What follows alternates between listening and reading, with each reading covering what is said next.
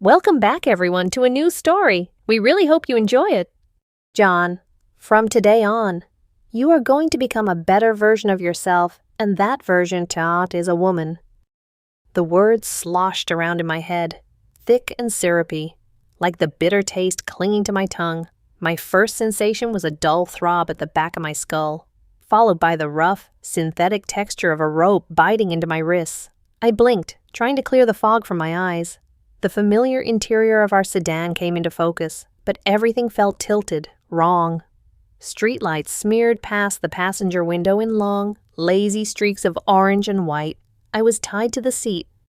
I turned my head, a movement that felt like lifting a boulder, and there she was. My wife, Kate, was behind the wheel, her hands resting calmly at 10 and 2. Her profile was serene, silhouetted against the passing lights. She wore a simple black dress, her blonde hair pulled back in a neat bun. She looked like she was driving home from a quiet dinner, not like someone who had just drugged and kidnapped her own husband. Kate, my voice was a dry, raspy whisper. What the hell is going on? She glanced at me, and her expression was unnervingly placid. There was no anger, no panic, not even a flicker of guilt in her blue eyes. It was a look of serene determination, the kind a doctor might give you before delivering a difficult but necessary diagnosis. "You'll thank me for this later, John," she said, her voice even and smooth. Panic, cold and sharp, finally pierced through the drug-induced haze. I yanked at my bonds, but they were tight, professionally so. My heart hammered against my ribs like a trapped bird. "Thank you for what, Kate? What did you do? Where are we going?" "We're almost there," was all she said, her eyes returning to the road. "Just relax. It's all for the best." The rage came next, hot and explosive. "The best? You drugged me, you tied me up. This is insane. This is kidnapping." I strained against the ropes, the friction burning my skin. "Pull over right now." She didn't even flinch. It was like shouting at a marble statue. She just kept driving, her calm a chilling counterpoint to my rising terror. We turned off the main highway and onto a winding, private road flanked by tall, manicured hedges that blocked out the world. After another mile, a set of immense wrought iron gates swung open silently before us, revealing a long driveway that led to a sprawling, modern building. It looked less like a home and more like a futuristic fusion of a high-end spa and a private psychiatric hospital, all clean lines, white stone, and large, dark-tinted windows that seemed to swallow the light. The car glided to a stop under a covered portico. The moment the engine cut, the passenger door was opened by a woman who moved with an almost liquid grace. She was tall, impossibly elegant, with raven black hair styled in a severe, geometric cut. She wore a tailored gray suit that fit her like a second skin, and her posture was so perfect it seemed almost unnatural. Her eyes, the color of dark smoke, assessed me with an unnerving, clinical detachment. "Welcome, John," she said, her voice low and resonant, carrying an authority that demanded obedience. "I am Mistress Elena. We've been expecting you." Kate got out of the car and walked around to my side. She gave Elena a deferential nod. He was a bit agitated, but the sedative should keep him manageable for now. "Excellent work, Kathy," Elena replied, a hint of a smile touching her crimson lips. She then focused her attention back on me. Two attendants, dressed in crisp white uniforms, appeared and untied my wrists with practiced efficiency. My limbs felt heavy and clumsy as I stumbled out of the car. "Give them to me," Elena commanded. Without a word, Kate reached into my pockets and pulled out my wallet and phone. She then unclasped my watch, the one she had given me for our 5th anniversary, and handed everything over to Elena. "These are relics of a past life you no longer need," Elena stated, dropping my belongings into a small, sterile plastic box held by an attendant. "Every trace of your old identity must be erased for the new one to flourish." I was too stunned, too disoriented to do anything but stare. My wife, the woman I had shared a bed with for nearly a decade, was handing me over to this stranger as if I were a piece of luggage. The sense of betrayal was a physical blow, knocking the air from my lungs. I was led through a set of gleaming glass doors into a lobby that felt more like a modern art gallery than a reception area. It was silent, sterile, and smelled faintly of lavender and antiseptic. Elena led the way, her heels clicking softly on the polished marble floor, a sound that echoed the methodical ticking of a clock counting down my life. We entered a small, minimalist room furnished with only a steel table and 2 chairs. Elena gestured for me to sit. My legs trembled as I obeyed. She remained standing, looming over me like a judge about to deliver a sentence. She looked down at me, her gaze so intense it felt like she was peeling back layers of my soul. Then she spoke the words that shattered the last remnants of my reality. "Your name is no longer John," she declared, her voice as sharp and final as a guillotine's blade. "From this moment forward, you are Mary Ellen." She produced a small laminated card attached to a delicate silver chain. On it, in elegant script, were the words Mary Ellen, Yellow Room. With a cool, deliberate motion, she leaned forward and fastened it around my neck. The metal was cold against my skin. "Welcome to your rebirth, Mary Ellen," she said, her smile not reaching her eyes. In that moment, under the cold fluorescent lights of that sterile room, a storm of emotions raged inside me. There was the blinding fury at Kate's betrayal, a raw, screaming wound in my chest. There was the icy grip of fear, a primal terror of the unknown and the loss of control. I felt utterly powerless, a pawn in a game whose rules I couldn't comprehend.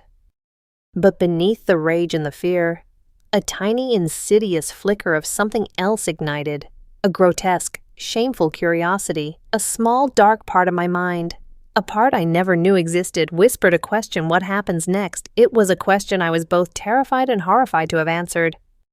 The door to the Yellow Room clicked shut behind me, the sound echoing with a chilling finality. My heart sank as I took in my new surroundings. It wasn't a cell, not in the traditional sense, but it was a prison all the same. The room was a saccharine nightmare, an explosion of canary yellow and pristine white. The walls were painted a soft, buttery yellow, adorned with delicate stenciled patterns of daisies and butterflies. A 4-poster bed with a fluffy yellow comforter and a mountain of heart-shaped lace pillows dominated the space. A vanity table with a large, ornate mirror stood against one wall, its surface cluttered with bottles of sweet-smelling perfume and lotion. The air was thick with the cloying scent of vanilla and sugar cookies. It was a little girl's fantasy room, and it made my skin crawl. This was my dollhouse prison, and I was to be its new doll. I felt a surge of defiant anger and kicked at one of the bedposts. The only result was a sharp pain in my toe and a dull thud that was swallowed by the plush yellow carpet. I was trapped, defeated for the moment. I sank onto the edge of the bed, the mattress sighing softly under my weight. A moment later, a sleek television screen mounted on the wall opposite the bed flickered to life, displaying Mistress Elena's perfectly composed face. Her expression was stern, her dark eyes seeming to look right through me. "Your first lesson begins now, Mary Ellen," her recorded voice announced, smooth and unyielding. "The person you were is a contamination. Before you can be rebuilt, you must first be cleansed. You will erase every last trace of the man you once were. Follow the instructions on the screen precisely. Imperfection is failure, and here we do not tolerate failure." A list of tasks appeared on the screen, each one a fresh wave of humiliation. Task 1. Purify your body. Bathe using the provided vanilla-scented shower gel. Task 2. Remove all masculine hair. Shave your entire body until it is perfectly smooth. Use the provided razor and cream. Task 3. Embrace your new foundation. Put on the yellow lace lingerie set, laid out on the bed.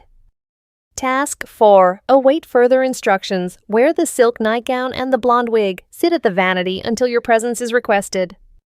My stomach churned. This wasn't just about changing my name. It was a systematic dismantling of my identity, starting with my own skin. For a long moment, I considered refusing. I could sit here, cross my arms and defy them.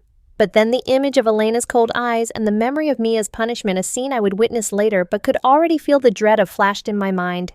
The silent, absolute power in this place was suffocating. I knew, with a certainty that chilled me to the bone, that resistance would only lead to something far worse. With a heavy sense of resignation, I walked into the adjoining bathroom. It was just as yellow and white as the bedroom, stocked with fluffy towels and an array of toiletries in pretty, feminine bottles. I stripped off my clothes, the last remnants of John, and left them in a heap on the floor. A final pathetic act of defiance. The shower was hot, and the vanilla scent of the gel was overwhelmingly sweet. Coating my skin in a fragrance I would have once found repulsive, now it just felt like part of the indoctrination. Then came the shaving. A brand new, pink-handled razor and a can of jasmine-scented shaving cream sat on the counter. The process was painstaking and awkward. The feeling of the blade gliding over my legs, my chest, my arms, areas I had never shaved before, was profoundly alien. With each stroke, I felt like I was scraping away more than just hair. I was scraping away my masculinity, my history, myself. The smooth, strangely vulnerable skin that emerged felt foreign, like it belonged to someone else. I felt a shudder of self-revulsion, mixed with a disturbing tingle of something else. It was a novel sensation, this complete smoothness, and my mind didn't know how to categorize it. When I was done, my skin was raw and sensitive. I stepped out of the shower and dried myself with a towel that felt impossibly soft. My eyes fell on the items laid out on the bed. A delicate set of lingerie made of sheer yellow lace, a pair of panties and a matching bralette that looked so fragile I was afraid I'd tear them just by touching them. My hands trembled as I picked up the panties. The lace was soft and scratchy at the same time. Pulling them on was one of the most mortifying moments of my life. The fabric hugged my body in a way that felt both constricting and intimately exposing. My face burned with a shame so hot it felt like a fever. The bralette was even worse. It was designed for a body I didn't have, and the empty cups felt like a mockery. Next was the nightgown. It was a slip of pale yellow silk, so thin and light it was almost weightless. As I pulled it over my head, the cool, slinky fabric slid over my newly shorn skin. The sensation was electric. 1,000 tiny nerve endings waking up at once, without the familiar buffer of body hair. Every whisper of air, every brush of the fabric, felt amplified. I shivered, though the room wasn't cold. The final piece was the wig. It was a cascade of synthetic golden blonde hair, styled into 2 neat girlish pigtails tied with yellow ribbons. I lifted it and placed it on my head, the cap fitting snugly. The fake hair felt heavy, tickling my shoulders and neck. My instructions were to sit at the vanity. I moved slowly, woodenly, my body feeling like it belonged to a stranger. I was afraid to look, but I knew I had to. I forced myself to lift my head and meet the gaze of the person staring back at me from the mirror. It wasn't John. The reflection showed a bizarre, pathetic creature. A person with my familiar facial structure, the same jawline, the same nose, but everything else was distorted. The smooth, hairless body, the hint of yellow lace peeking through the translucent silk, the ridiculous blonde pigtails framing a face pale with shock and humiliation. The person in the mirror looked soft, vulnerable, and utterly lost. There was no trace of the man I had been just hours before. This was not a man in a costume. It was something in between, an unsettling hybrid that made me feel sick to my stomach. For the first time, I saw Mary, and I was terrified of her. The reflection didn't just show a different appearance, it hinted at a different reality, a different future that was being forced upon me. And the most frightening part was the flicker of a thought, quickly suppressed, that a part of this grotesque image was intriguing. The shame of that thought was worse than the shaving, worse than the lace. It was the first crack in the foundation of who I thought I was. The next morning, after a restless night spent tangled in silk sheets and haunted by my own reflection, a soft chime woke me. Elena's voice filled the room from the screen, instructing Mary Ellen to get dressed in the outfit laid out in the wardrobe and report to the Rose Garden for her first group session. Opening the closet, I found a single ensemble hanging pristinely. It was a day dress version of the previous night's nightmare, a pale yellow, knee-length sundress with a flared skirt, puff sleeves, and a white Peter Pan collar. Beside it were a pair of simple white ankle socks with lace trim and flat, white patent leather Mary Jane shoes. The humiliation was a constant, simmering heat under my skin, but the fear of what would happen if I disobeyed was a more powerful motivator. I dressed in silence, my movements stiff and clumsy. Each piece of clothing felt like another layer of my old self being buried. Following a glowing line that illuminated on the floor, I navigated the pristine, silent hallways to the Rose Garden. It was an indoor conservatory. a cavernous glass dome room filled with rows of blooming roses in every shade imaginable. The air was heavy with their sweet, heady fragrance. In the center of the room, a long table was set for a tea party, complete with fine china, tiered plates of delicate pastries, and steaming pots of tea. Mistress Elena stood at the head of the table, looking as severe and statuesque as ever. 2 other figures were already seated, and my heart gave a strange lurch of something that might have been relief at not being alone. They were dressed in a similar style to me, but in different colors. One, a soft-faced individual with gentle, sad eyes, wore a baby blue version of my dress. A name tag on her collar read Ella, Blue Room. She looked resigned, her posture perfect, but her spirit seemingly absent. The other was a bundle of raw nerves in a pink dress. Her name tag identified her as MIA, Pink Room. Her eyes were red-rimmed and puffy, and she kept darting terrified glances at Elena, her hands trembling in her lap. We were a trio of broken dolls, color-coded for someone's convenience. "Good morning, ladies," Elena said, her voice cutting through the fragrant air. "Welcome to your first lesson, the Obedience Tea Party. Femininity is not just an aesthetic, it is a performance of grace, gentleness, and above all, submission. Today you will learn the basics." What followed was 2 hours of torturous, meticulous instruction. We were taught how to sit back ramrod straight, knees pressed firmly together, ankles crossed just so. We were taught how to lift a teacup with both hands, index finger and thumb on the handle, the other hand supporting the base, like it was a precious, fragile thing. We learned to sip silently, to dab our lips with a napkin, never wipe, and to smile gently. A soft, closed-mouth curve that conveyed pleasantness without opinion. Our speech was to be light and airy. Our laughter a delicate tinkle, not a boisterous guffaw. Head tilted slightly. "Mary Ellen," Elena corrected me, her voice sharp. "It shows deference. It is appealing." I adjusted my position, feeling my neck muscles strain. "Ella, your gaze is too direct. Soften your eyes. You are a flower, not a hawk." Ella complied instantly, her eyes lowering to her lap. Mia, however, was a wreck. Her hands shook so much that her teacup rattled in its saucer. She was trying to pour more tea when a few drops splashed onto the pristine white tablecloth. It was a tiny mistake, but in Elena's world, there were no tiny mistakes. Elena's eyes narrowed. She set her own cup down with a soft, deliberate click. The sound was like a gunshot in the silent room. "Mia," she said, her voice dangerously calm, "what is the rule about composure?" Mia's face went pale. A lady is always in control of herself. "Mistress Elena," she stammered, her voice barely a whisper. "Precisely. And you are not in control. You are clumsy. You are messy," Elena said, rising from her chair and walking slowly around the table until she stood behind the trembling girl. From a concealed pocket in her suit jacket, she produced a thin, flexible writing crop. It was no thicker than a pencil, but it looked menacing in her grasp. My blood ran cold. Ella stared resolutely at her plate, but I couldn't look away. "Stand up, Mia, turn around." Sobbing silently, Mia obeyed. Elena gestured to the back of her chair. "Bend over." The scene was surreal and horrifying.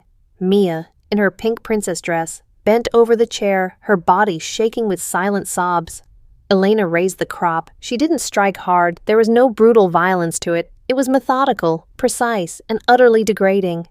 The crop whistled through the air and landed with a sharp smack on Mia's buttocks, right through the thin fabric of her dress. She yelped, a muffled cry of pain and shame. Smack another one. "This is not a punishment for spilling tea," Elena said, her voice level with each strike. "Smack, this is a correction for a lack of discipline. Smack, it is a reminder that your actions have consequences. Smack, and it is a lesson for Mary Ellen and Ella. Observe what happens when you fail to be perfect." After 5 strikes, she stopped. Mia was weeping uncontrollably now. "Go to your room," Elena commanded. "Contemplate your failure." Mia fled without a backward glance. Elena returned to her seat as if nothing had happened. "Now, ladies," she said, picking up her teacup, "let us continue. Mary Ellen, demonstrate how to properly eat a scone." My hands were shaking, but I forced them steady. The image of the ROI and Mia's humiliation was burned into my brain. I did exactly as I was told, breaking off a tiny piece, dabbing it with cream, and bringing it to my lips. My obedience earned me a small, almost imperceptible nod of approval from Elena. Over the next few weeks, this became our life. Lessons in posture, deportment, etiquette, and voice modulation. Any deviation was met with a cold correction, or worse, a demonstration of the consequences. Ella and I learned quickly. We became model students, our movements growing more graceful, our voices softer. We learned that compliance was survival. One evening, Elena summoned Ella and me to her office. "You have both shown sufficient progress," she announced. "You have successfully completed the novice stage. You are being promoted to the maiden phase. Congratulations." Our reward was a room change. An attendant led me from the yellow room to one down the hall, the pink room. It was nearly identical in layout, but everything was now awash in shades of rose and magenta, and the wardrobe held new clothes. The simple sundresses were replaced with fuller, more elaborate ones with petticoats that made the skirts flare out. But the most significant addition lay folded neatly in a drawer, a training bra. It was a simple cotton thing, padded to give the illusion of a shape I did not possess. Standing in front of the mirror in that pink room, I fastened the clasps in the back, the movement feeling alien and clumsy, the straps dug into my shoulders, and the padded cups pressed against my flat chest, creating a hollow, artificial mound under the fabric of my dress. My face flushed a deep, burning red. It was a lie, a complete fabrication. John, the man I was, would have been disgusted. But Mary Ellen was learning. As I looked in the mirror, I saw the bra wasn't just about creating a shape. It was about creating a feeling, the slight pressure, the constant awareness of the garment against my skin. It was a perpetual reminder of my role. It reshaped not just my silhouette, but my perception of myself. I hated it. And yet, as I adjusted the straps, a strange, terrifying thought crossed my mind. The line of the dress looked better, the shape was more convincing, and the fast, frantic beating of my heart felt less like pure shame and more like a confusing mix of fear and a strange, budding excitement. The adaptation was beginning, not by choice, but through a slow, creeping assimilation. The maiden phase intensified our training, but it also revealed the true stakes of this terrifying game. The ultimate punishment wasn't the riding crop, it was something far more psychologically devastating. We learned this the day we saw Mia again. She didn't return to our lessons. Instead, during a garden walk exercise, we saw her in a separate, walled-off section of the conservatory. She was dressed in a frilly, pink onesie, far too large for a real baby but clearly meant to evoke one. She was sitting in an oversized playpen, babbling incoherently and sucking on a pacifier. A female attendant was cooing at her, preparing a baby bottle. Mia had been infantilized. She hadn't just been punished. Her entire identity had been regressed. They had broken her so completely that she had been psychologically transformed into a toddler. The sight sent a wave of nausea through me. This was the consequence of ultimate failure, not expulsion, but complete erasure. You weren't sent home. You were simply dismantled and rebuilt into something more compliant, more manageable. The message was brutally clear: succeed in becoming the woman they envision, or cease to be a person at all. That chilling revelation made me a model student. Fear became the ultimate motivator.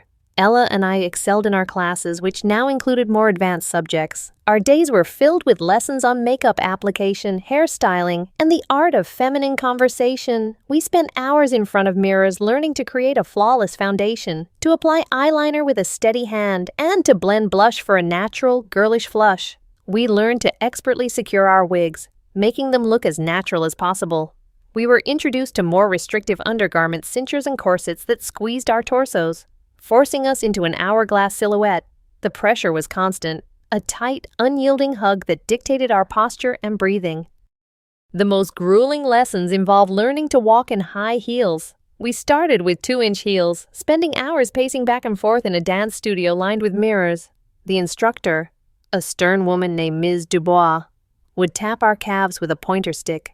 Heel toe, heel toe. Mary Ellen, do not clump like a draft horse, you are a gazelle.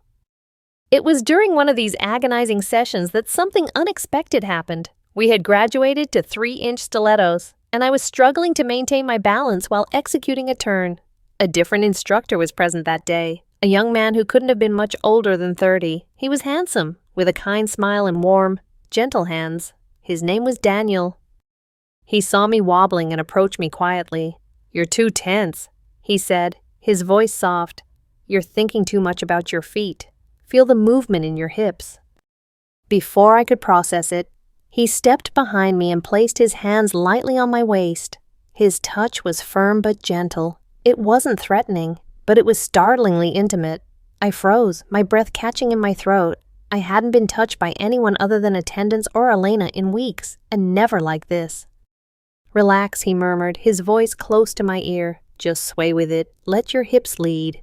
He gently guided my body, nudging my hips to create the subtle, feminine sway we were meant to achieve. My face was burning. I was acutely aware of his warm breath on my neck, the strength in his hands holding my corseted waist. For a few moments, I followed his lead, my steps becoming smoother, more fluid. "There," he said, pulling away with a smile. "You see, you're a natural. You have very graceful lines. Mary Ellen." He looked me directly in the eyes. "You look quite lovely when you're not scowling in concentration." My mind short-circuited. For weeks, I had been nothing but a project, a failure in progress. My performance was either adequate or imperfect, but he hadn't complimented my performance. He had complimented me. He had called Mary Ellen lovely. The compliment landed somewhere deep inside me, in a place that John would have walled off with anger and disgust. But John was buried so deep now. His voice was just a faint whisper. And Mary Ellen felt a confusing, dizzying flutter of pleasure. It was validation. It was positive reinforcement of the most powerful kind. That small moment was a turning point. I started to notice things differently. I realized that my survival and relative comfort in this place depended entirely on how well I performed my femininity. When I mastered a perfect cat eye, Elena would give me a rare, almost imperceptible nod of approval that made my heart leap with a strange sense of accomplishment. When I answered a question on etiquette correctly, Ms. Dubois would say, "Well done, dear," in a tone that felt almost warm. These small crumbs of praise became my everything. I began to crave them. I found myself practicing my smile in the mirror, not because I was forced to, but because I wanted to get it right. I started to take a strange pride in my appearance, spending extra time arranging my wig or making sure the seams on my stockings were straight.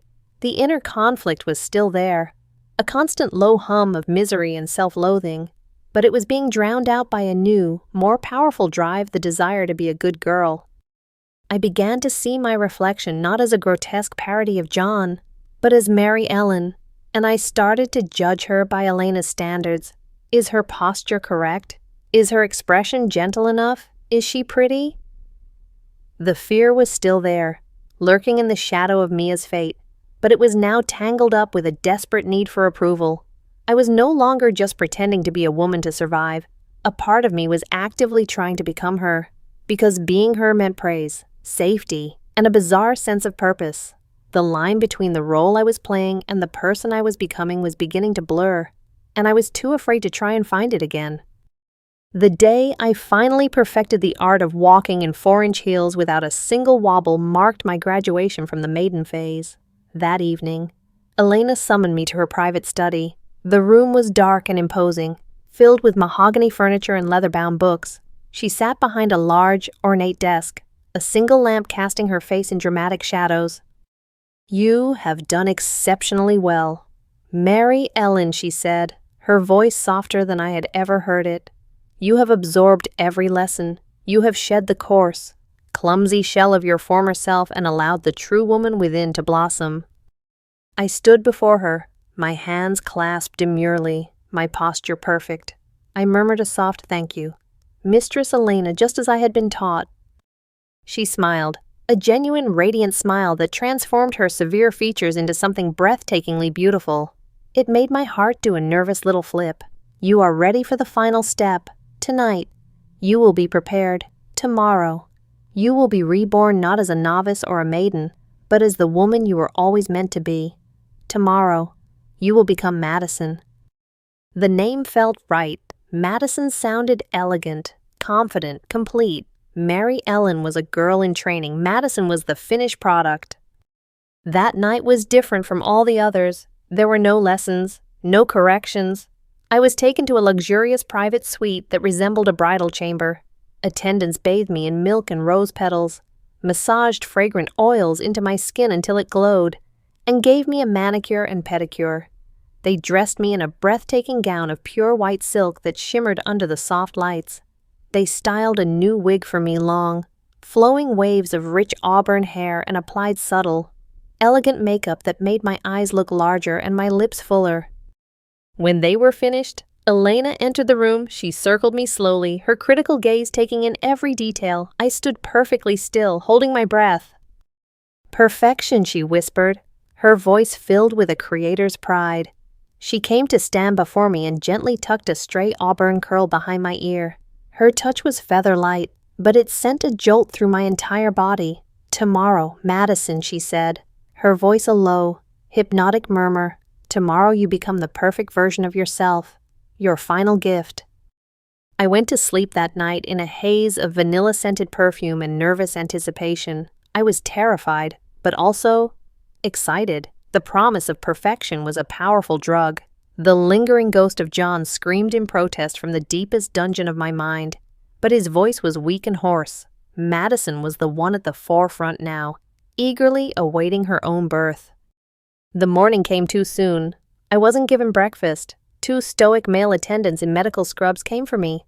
The walk was not to a classroom, but to a different wing of the facility, one that smelled strongly of antiseptic and ozone.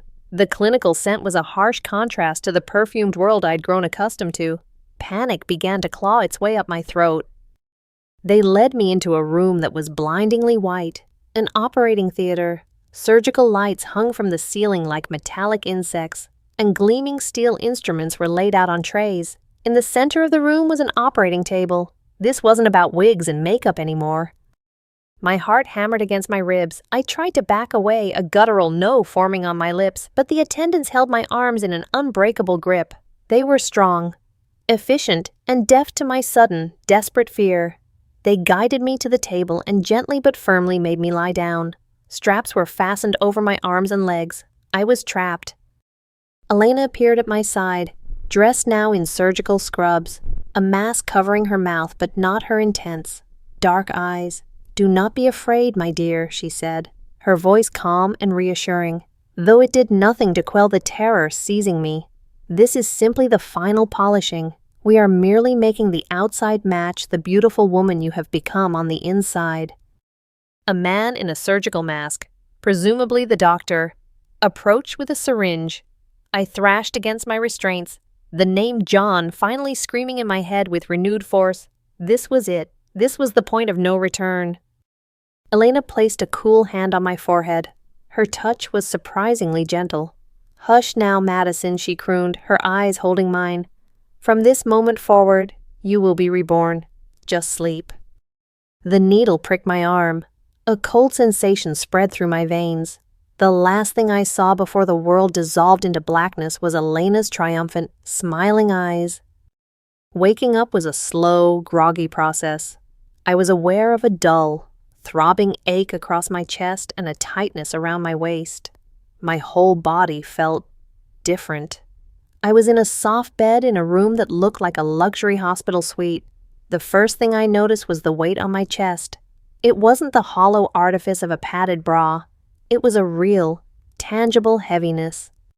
Slowly, shakily, I pulled down the sheet beneath a soft medical gown. I saw them, breasts, not large but perfectly formed and undeniably real, wrapped in bandages. My hands, which felt small and delicate, moved down my body. My waist was narrower, my hips subtly fuller. I brought a hand to my face. My jawline felt softer, my chin more delicate. Even the texture of my skin felt different, smoother, more porous. I tried to speak, to ask what had happened, but the voice that came out was not my own. It was higher, softer, melodic.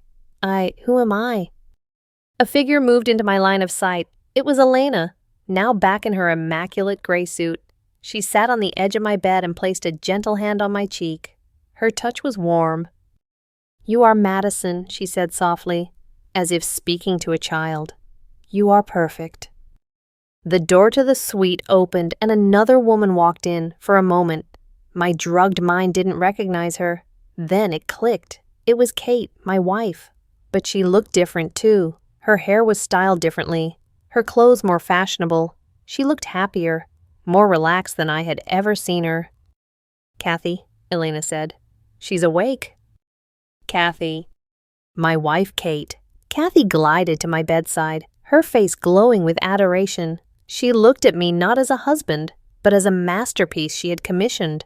The truth crashed down on me with the force of a physical blow, a final, devastating betrayal that eclipsed everything else. You did this," I whispered, my new voice trembling. Kathy smiled, a bright, proprietary smile. She took my hand. "Of course, darling," she said, her tone light and cheerful. "John was always so angry, so stressed. He was never happy. But I knew there was a better person inside of him, a softer, more beautiful person. So I asked Elena to help me find her. I asked her to give me the perfect wife I always dreamed of." The words didn't make sense. The world was tilting, spinning out of control. My past, my identity, my own body, it had all been stolen from me based on my wife's bizarre, monstrous fantasy. I tried to pull my hand away, to scream, to rage, but my body felt heavy and weak. "I love you, Madison," Kathy cooed, leaning in to kiss my forehead. Elena stood up, a syringe already in her hand. "She needs to rest now," she said calmly. "The final stage of the integration requires deep, uninterrupted sleep." Kathy nodded and stepped back. I saw the needle coming towards my IV line. Panic surged, but I was too weak to fight. I could only stare into my wife's smiling face, a mask of loving possession. As the sedative entered my bloodstream, my vision blurred, my consciousness frayed at the edges. As the darkness swallowed me whole, one last, agonizing thought echoed in the dying embers of my mind. She didn't fix me, she replaced me. And then there was nothing. I woke up in a room bathed in soft morning light, filtered through floor-to-ceiling windows that overlooked a sprawling city skyline. The sheets beneath me were impossibly soft, probably 1,000 thread-count Egyptian cotton. My body felt all normal. Not just normal, but wonderful. There was no grogginess, no surgical ache. I felt light, graceful, and rested. I sat up and swung my legs over the side of the bed. My reflection in a full-length mirror across the room showed a woman I vaguely recognized, like an actress I'd seen in a movie once. She was beautiful, with long auburn hair tumbling over the shoulders of a silk and lace negligee. Her figure was slender but curvaceous, her skin flawless. I stood up and walked towards the mirror, my movements fluid and elegant. I placed a hand on the cool glass, and the woman in the reflection did the same. Her eyes were my eyes, yet they held a soft, serene light that I didn't recognize. A name floated into my mind, as natural as my own heartbeat, Madison. "Good morning, my love." I turned. A lovely blonde woman stood in the doorway holding 2 cups of coffee. She smiled at me, a smile filled with warmth and affection. Kathy, my partner, the love of my life. A wave of deep, uncomplicated affection washed over me. "Good morning," I replied, my voice a soft melody. I took the cup she offered, our fingers brushing. A pleasant, familiar tingle shot up my arm. Our life was perfect. We lived in a stunning penthouse apartment. I was, apparently, a highly successful fashion model and socialite. My days were filled with fittings, photo shoots, charity luncheons, and gallery openings. My nights were filled with quiet, intimate moments with Kathy. We would cook dinner together, watch old movies, and talk for hours. Our relationship was gentle and sweet. She would hold my hand as we walked through the park, kiss my forehead before I went to sleep, and tell me I was the most beautiful woman in the world a dozen times a day. She treated me like a precious, beautiful treasure, and I adored her for it. I couldn't imagine a life without her. I couldn't imagine a life before this. My past was a blur, a collection of vague, pleasant images of growing up, going to design school, and meeting Kathy at a gallery. It all felt right. But sometimes, in the dead of night, the dreams would come. They were fragmented and strange. I would be in darkness, and I'd feel a man's presence. I couldn't see his face, but I could feel his rage, his fear, his profound sense of loss. He was screaming a name over and over, a name that would evaporate the moment I woke up. I would jolt awake with tears on my cheeks and a hollow ache in my chest, a feeling of grieving for someone I had never known. Kathy would be there instantly, stroking my hair, murmuring soothing words. Just a silly nightmare, my love. She'd whisper, "Nothing can hurt you here." I'd cling to her, and the warmth of her embrace would chase the shadows away. By morning, the dream and the feeling of loss would be a distant, hazy memory. One afternoon, I had a photo shoot for a high-end maternity brand. It was an on-location shoot in a beautiful botanical garden. As I waited for the crew to set up the lighting, I saw another model and her family who were there for a different shoot. The woman was beautiful, with a serene smile and kind, gentle eyes. She was heavily pregnant, her hands resting protectively on her swollen belly. Her husband stood beside her, his arm wrapped lovingly around her. She looked familiar. Then I saw who was with them. A young woman, maybe in her early 20s, was pushing a stroller. No, not a stroller. It was one of those fancy, oversized prams. She was dressed like a nanny in a crisp, old-fashioned uniform. Her eyes were vacant, her movements listless, and she had a pacifier on a pink ribbon clipped to her collar. Pink. The woman with the baby bump wore a lovely sky blue dress. Blue. A jolt like an electric shock shot through my brain. Images, disconnected and chaotic, flashed behind my eyes.